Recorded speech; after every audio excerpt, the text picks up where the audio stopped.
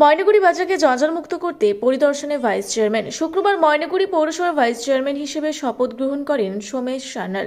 আর সেদিন সংবাদ মাধ্যমে প্রতিক্রিয়া দিয়ে জানিয়েছিলেন তার প্রথম কাজ হবে ময়নাগুড়ি বাজারে বর্জ্য সাফাই করে পরিষ্কার পরিচ্ছন্ন রাখা। আর তাই বাজারের হাল হকিকত দেখতে ময়নাগুড়ি পুরাতন বাজার পরিদর্শন করলেন ময়নাগুড়ি পৌরসভার নবনিযুক্ত ভাইস চেয়ারম্যান সোমেশ সান্যাল। রবিবার ময়নাগুড়ি বাজারের সমস্ত খুঁটিনাটি বিষয় দেখেন এবং ব্যবসায়ীদের সাথে কথা বলেন তিনি। দ্রুত এই বাজার কিভাবে পরিষ্কার রাখা যায় তা তিনি খতিয়ে দেখবেন বলে জানিয়েছেন।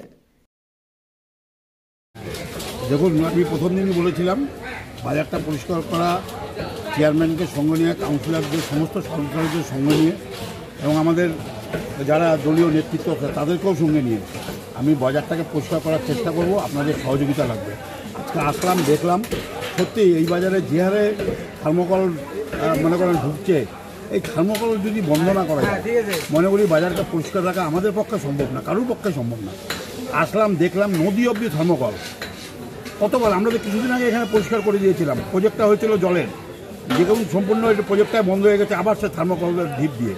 তো কত করব? মানুষ যদি সচেতন না হয়, মানুষেরও তো আগ্রহ থাকবে যে আমাদের শহরটাকে খালি আমাদের একার দায়িত্ব নয়, আমরা জনপ্রতিনিধি, কিন্তু সকলের দায়িত্ব হচ্ছে সকলের সুন্দর মতন শহরটাকে সুন্দর রাখতে হবে। তার জন্য আসলাম। কালকে আমরা বোর্ড মিটিং করব, চেয়ারম্যান সাহেবকে নিয়ে বসে, সমস্ত কাউন্সিলরদের নিয়ে বসে আমরা আলোচনা করে আপনাদের পরবর্তী কী হচ্ছে না হচ্ছে জানিয়ে বললাম। মাছের নতুন একটা শেড হয়েছে, হ্যাঁ ওটা আমরা ওটা আবর্জনা ভর্তি, ওটা অলরেডি ওটা আমাদের জেলা পরিষদের সভাধিপতির সঙ্গে বিশ্বজিৎ সেন কথা বলেছিল, ওটা পরিষ্কার করে দিতে বলছে। হ্যাঁ, ব্যবসায়ীরা আমাদেরকে বলছিল, আমরাও সহযোগিতা করবো। কালকে মিটিংটা করে আমরা লোকজন লাগিয়ে অন্তত এই জায়গাটা পরিষ্কার করে একটা 10 ইঞ্চি উপরে একটা ঢালাই করতে হবে, তারপরে বসে ডিস্ট্রিবিউট করে দেওয়া হবে। এই থার্মোকল বন্ধে কি ব্যবস্থা নিচ্ছে? থার্মোকল বন্ধে আমরা কথা বলবো পৌরসভাতে, চেয়ারম্যান সাহেবের উপস্থিতিতে কথা বলবো। থার্মোকল কি বন্ধ হবে?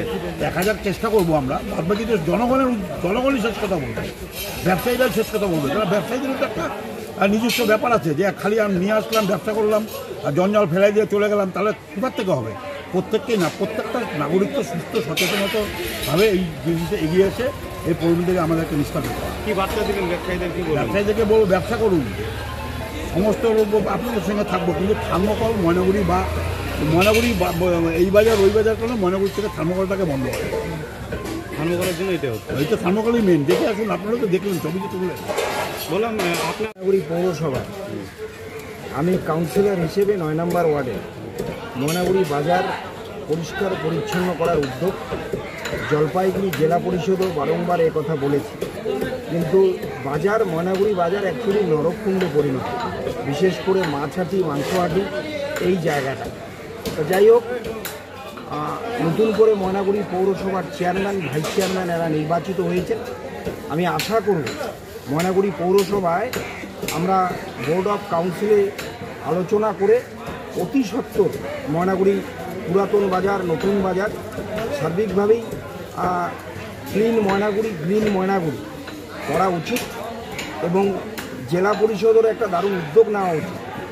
হ্যাঁ, প্লাস্টিক ক্যারি ব্যাগ বর্জন, থার্মোকল বর্জন, এগুলো অনেক দিন ধরেই ময়নাগুড়ি পৌরসভা উদ্যোগ নিয়েছে। আপনাদের তো প্লাস্টিক তো রিসাইকেল হচ্ছে, একটা প্লাস্টিকের তো হচ্ছে, কিন্তু থার্মোকলের তো সবচেয়ে বড় সমস্যা। থার্মোকল এখন যারা মাছের ব্যবসার সঙ্গে যুক্ত তাদেরও একটা সচেতনতার প্রয়োজন আছে, যে প্রশাসন যদি চায় তারা সেটা বন্ধ করুক থার্মোকল। এই ব্যাপার নিয়ে আমরা কথা বলেছি। বেসিক্যালি তো এই মার্কেটটা তো মিউনিসিপ্যালিটির নয়, এটা জেলা পরিষদের মার্কেট। জেলা পরিষদের কর্মাধ্যক্ষ এবং সভাধিপতির সঙ্গে কথা হয়েছে, এই বাজারটাকে এখানটা পরিষ্কার করা হচ্ছে। আর শহরের মধ্যে কিন্তু দেখুন, ময়নাগুড়ি ব্লক এবং বাইরের ব্লক থেকেও ব্যবসা করতে হচ্ছে। ব্যবসায়ীদেরকে বুঝতে হবে, আমি ব্যবসা করব, নোংরা করে ফেলে দিয়ে চলে যাব, তার দায়ভার পড়ে যাবে পৌরসভার উপরে। এটা দীর্ঘদিন চলবে না। এখন আমাদের মনিটরিং, আমি চেয়ারম্যান সাহেবকে এবং ভাইস চেয়ারম্যান সাহেবকে বলবো, মানে 24 ঘন্টা মনিটরিং কিন্তু এই মুহূর্তে থাকবে এখানে। মানে বাজারে 24 ঘন্টা মনিটরিং? হ্যাঁ, অবশ্যই থাকবে।